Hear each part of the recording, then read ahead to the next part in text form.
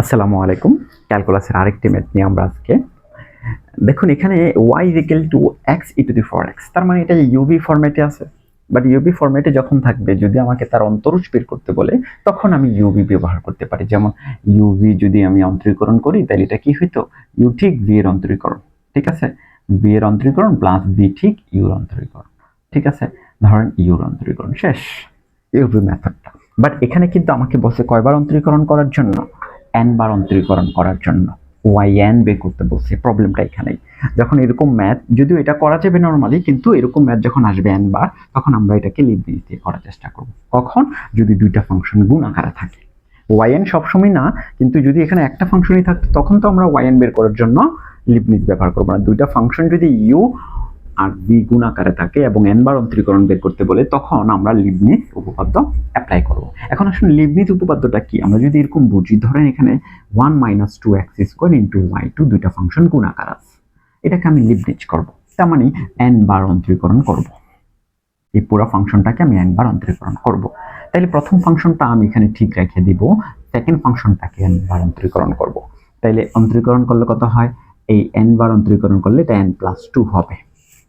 পরে এবার প্লাস চিহ্ন দিয়া nc1 আসবে। nc1 এর মান n, আমরা সরাসরি n লিখে দিব। তারপরে এবার এই ফার্স্ট যে অংশটা আছে, আপনার ওইখানে যাওয়ার দরকার নেই, ফার্স্ট অংশটাকে ইন্টিগ্রেশন করো, অন্তরীকরণ করবে। অন্তরীকরণ করলে এটা কত হয়ে যাবে? ধরুন আমি এটাকে 2টা না দিয়ে জাস্ট একটা মানে শুধু x দিই, তাহলে এটা দিলে কত হয়ে যাবে? -2x। মানে যদি আমি এই অংশটাকে অন্তরীকরণ করি, এটা 0 হবে আর এটা 2x হবে, তার মানে -2x। আর এটাকে, এটার মান আরো এক কমবে। মানে দেখুন এখানে এই যে nc1 এর প্রথমে un, এই যে un, তারপরে v, এই v কে আমরা একবার এটাকে n বার অন্তরীকরণ করছি, ঠিক আছে? তারপর আমরা কি করছি? এই যে এটা, ঠিক আছে, এটাকে অন্তরীকরণ করছি nc1 লিখে, তারপর এটা আরেকবার কমবে, মানে +1।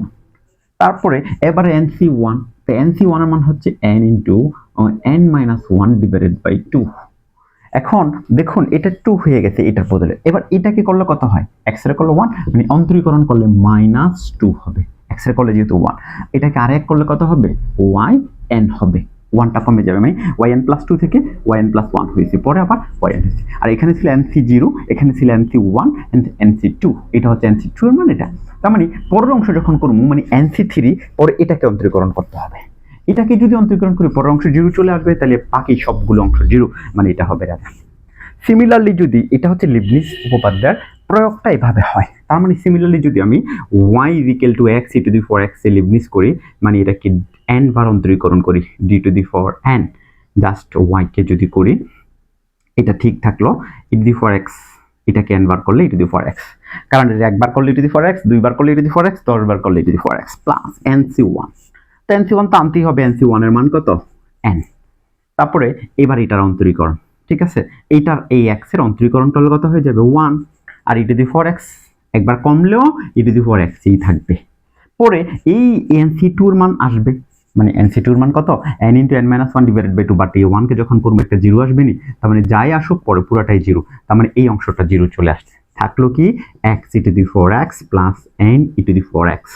e টু দি 4x যদি আমরা কমন নেই, তাহলে থাকতেছে কত? এখানে থাকতেছে x প্লাস n আর e টু দি 4x কমন। তাহলে আমরা কি বুঝলাম? আমাদের রেজাল্টটা কি হইলো? x plus n e to the 4x।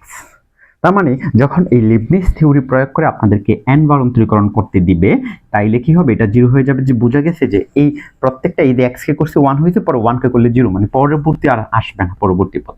এটাই হচ্ছে লিবনিজের থিওরির প্রয়োগটা এইভাবে। যদি আপনি এটা বুঝে যান আর এখানে লিবনিজের প্রয়োগটা বুঝে যান, আর এখান থেকে কোনটা লিবনিজ উপপাদ্য, এরকম প্রশ্ন আসতে পারে কখন লিবনিজ উপপাদ্য প্রয়োগ হয়, তার মানে ইউভি আকারে গুণ থাকার পরে যদি এটাকে একবার না বলে, যদি আমরা n বার অন্তরীকরণ করতে বলে, একবার করলে এটা সিস্টেমটা ভিন্ন, কিন্তু n বার অন্তরীকরণ করতে বললে অবশ্যই লিবনিজ থিওরি প্রয়োগ করতে হবে। ঠিক আছে, আজকে এই পর্যন্তই।